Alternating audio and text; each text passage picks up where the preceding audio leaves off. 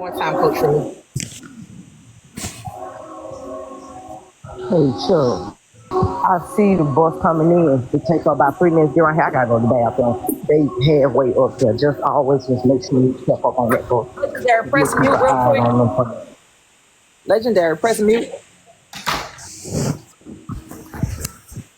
Coach, I didn't hear you.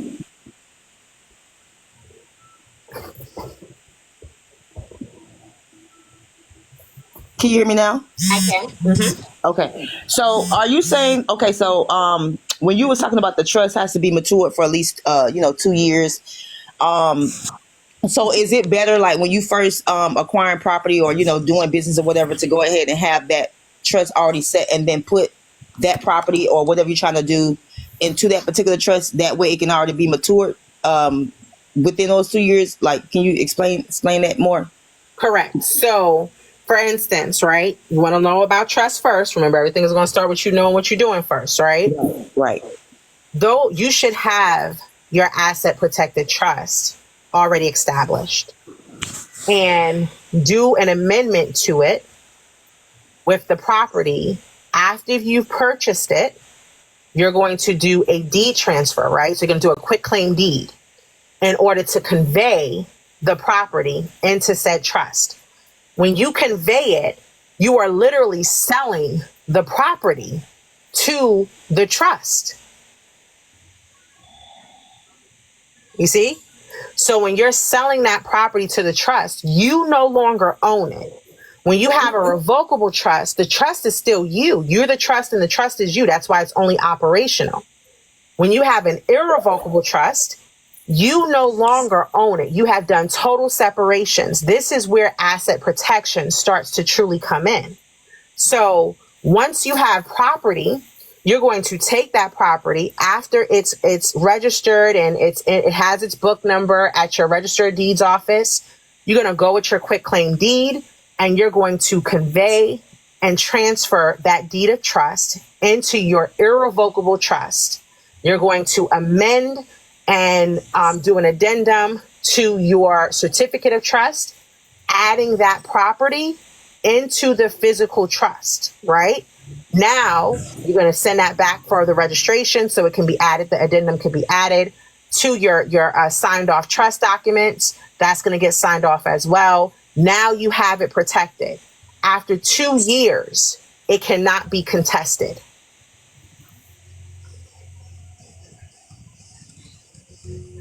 Damn, now that was a gem. Yeah, so this is my question, honey. Wow. So is it safe to say that a lot of these companies that operate in trusts, they already have these trusts set up. So when we the people go and purchase things, that's how they're putting our property into the trusts that they are creating for us. Is that what you're saying? Because I'm still learning this trust thing or whatever. That's okay. Your trust is created from each transaction that you do. So they create a new trust with you every time. That's why it's recorded, right? So they create that trust based upon your signature as grantor. When you're signing on all of that paperwork, you're creating, the trust is being created by you. So they don't pre-create the trust. You're the one who's physically creating the trust as a grantor, right? Right. You're physically creating that trust as a grantor. Remember, you also sign for the title company, that lawyer, to go down and record said trust, that deed of trust, right? And then that warranty deed, right? Depending on if you are non-judicial or judicial state, it's going to change. It's either going to be a deed of trust or a warranty deed. So that being stated means that you are the one who's creating that trust agreement right then and there. You're doing all of that.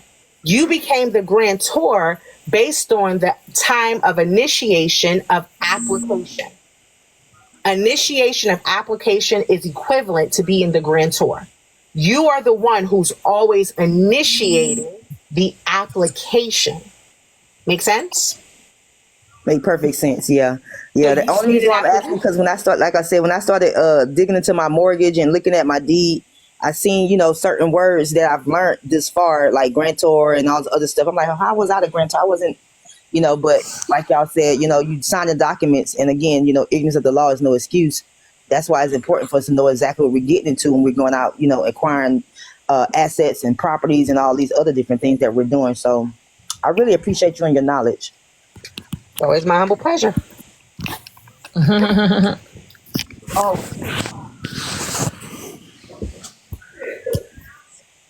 Wow. Yep. So that's it. After It's 2 years. understanding your position. So after those 2 years, what I'm reading right now,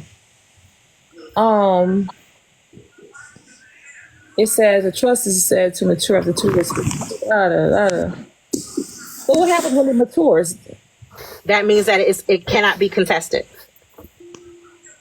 So this means that if you have a mortgage or something like that, I'm trying to put this charger on here. So if you have a mortgage or something like that, and you're saying you don't pay the mortgage, it can't be contested? They can't contest it. So if you stop, for instance, right? If you stop paying a mortgage, they can sue you for the mortgage, but they cannot touch the collateral because you don't own the collateral anymore. I.e., they can't foreclose on a property. See that going over my head? See how it go over my head? so speaking of foreclosure, honey, Gotcha. I got it. so I just want your opinion. So like, if you're a person that's going through like maybe a foreclosure, is it okay to do like maybe I think it was like a Chapter 13 bankruptcy so you can keep the property? Like, how did that work? So I'm a fan of bankruptcy, right? I'm a huge fan of bankruptcy. Most people are afraid of bankruptcy because they don't understand the benefits of bankruptcy. We thrive on a country that is built on bankruptcy. Right. Okay. And so being in bankruptcy, it has its benefits to you. That's all that exists. So if you're in foreclosure or you're in something that do that, then you want a execution of stay, right? So that bankruptcy can shift the dynamic of your current woes and stresses.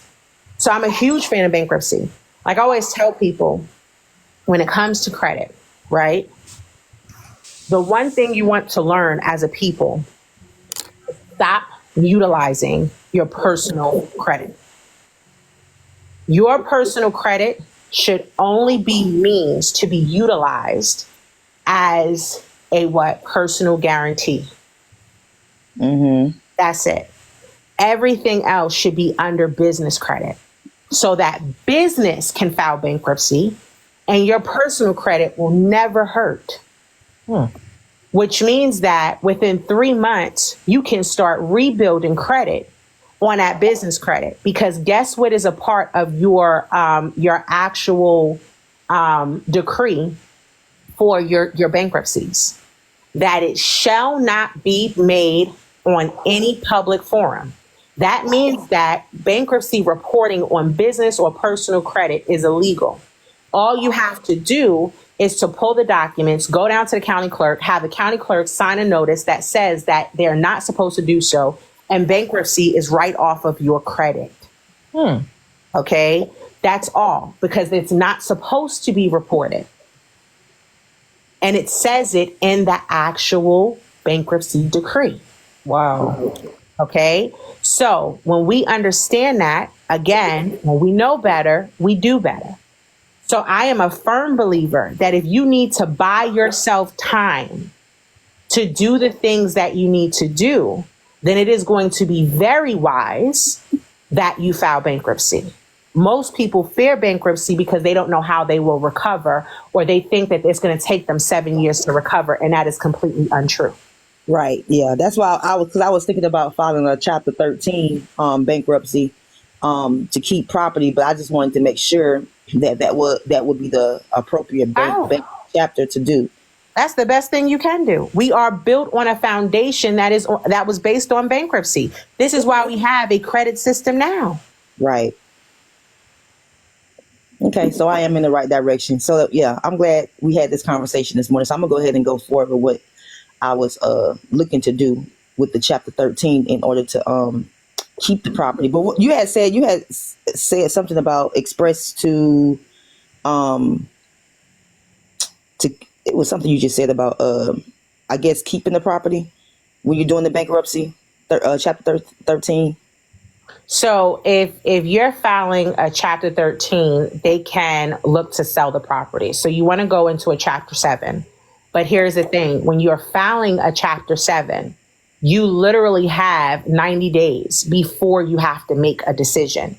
There's so much that you can do within those 90 days. I'm sorry, I said it wrong. I meant to say when you file chapter 13, you can keep property. When you file chapter 7, you can possibly lose your property. Excuse me. Right. That's what I read. And I'm going to cut you. That's what I read. Because at first I was like, I'm going to do a chapter 7. But I was like, no, chapter 7 I can lose. But when I went back to research, I seen chapter 13. And that's the one where I can keep the property. Keep the property, right? Because you organize and reorganize your debts. You can reorganize.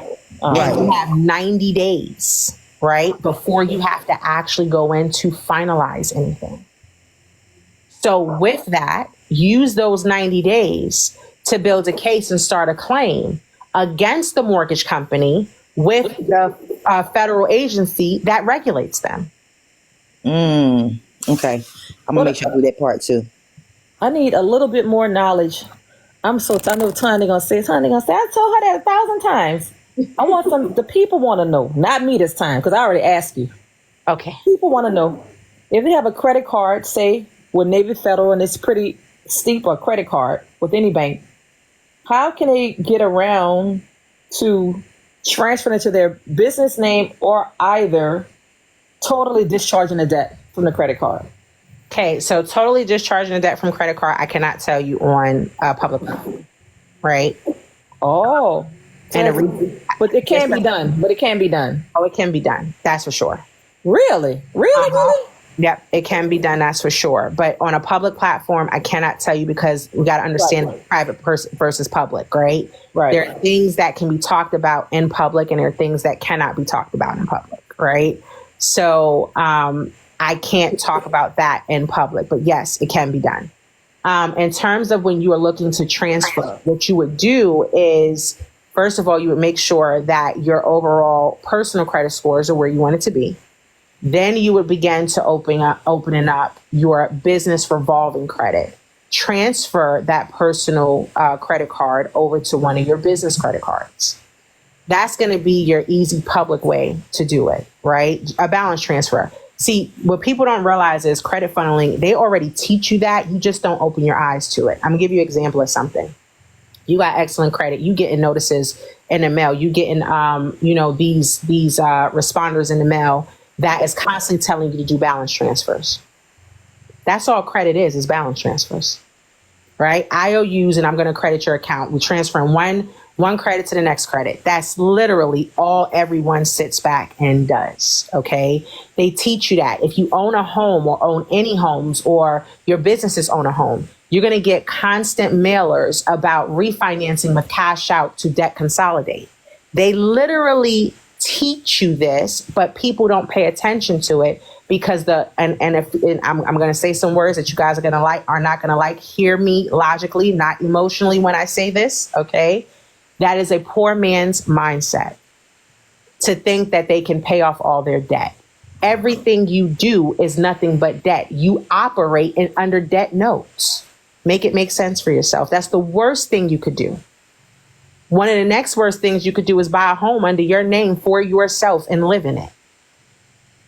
That's me. Right? It's a debt liability.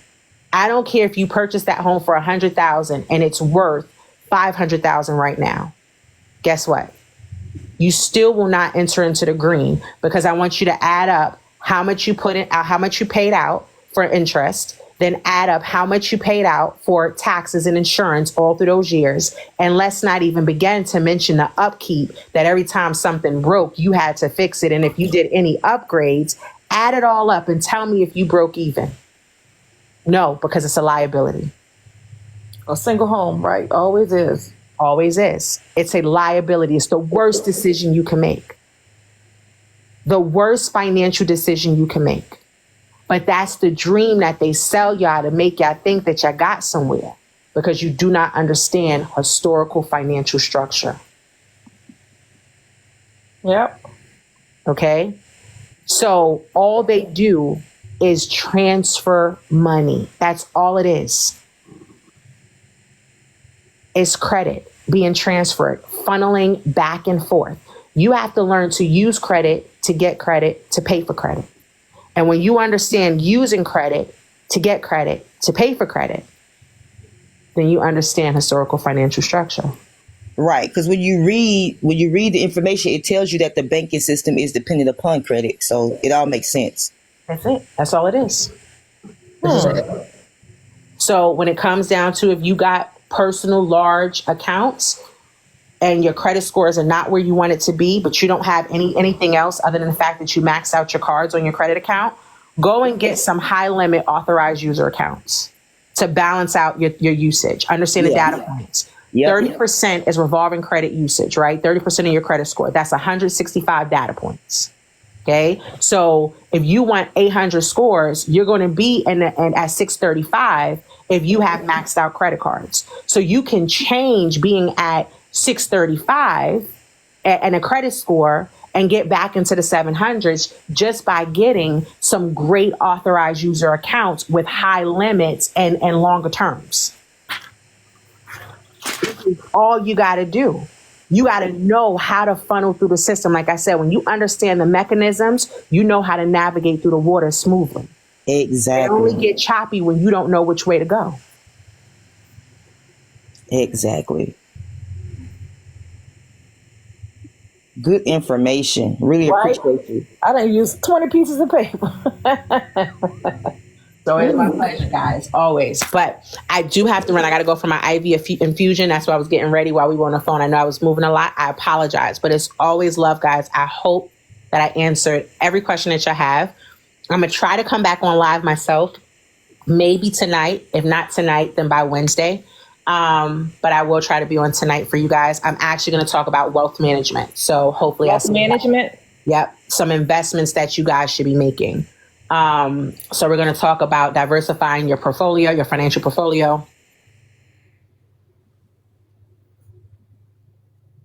Please follow Honey Drop, Settlement Queen. You guys follow Honey Drop. I don't know if you can hear me. Follow her. I don't know what happened to her mic. She got muted some kind. Somebody muted her. You're muted, Honey Drop. I think follow she Honey Drop. Follow I think Honey she muted Drop. herself. She said she had to, leave. Oh. Follow Honey Drop, you guys. Sorry about that, guys. A phone call came on. But I will be back on. Again, like I said, it's all about wealth management. Nobody has time to be working all their life, right? Right. You don't know how to start making money in your sleep. You're going to work until you die. We're not trying to have you out here, with your butt cheeks flapping in the wind that way. So I'll be back on. Again, I hope I answered all of you guys' questions. And you know where to find me, right? How to get it when you get it. Just follow her and put your alert button on. When she comes on, you'll be able to see her. Hey, honey, I'm going to shoot you a message, okay? All right, Sugar Plum. And just so you know, I am letting Coach shoot me a message, but if you guys don't know, I do not take DMs, right? Because I have hundreds of them. I don't accept DMs, right? But when I'm on live, I do answer everyone's questions. But Coach, we are what we are, so you can shoot me a DM. Yes, ma'am, I got you.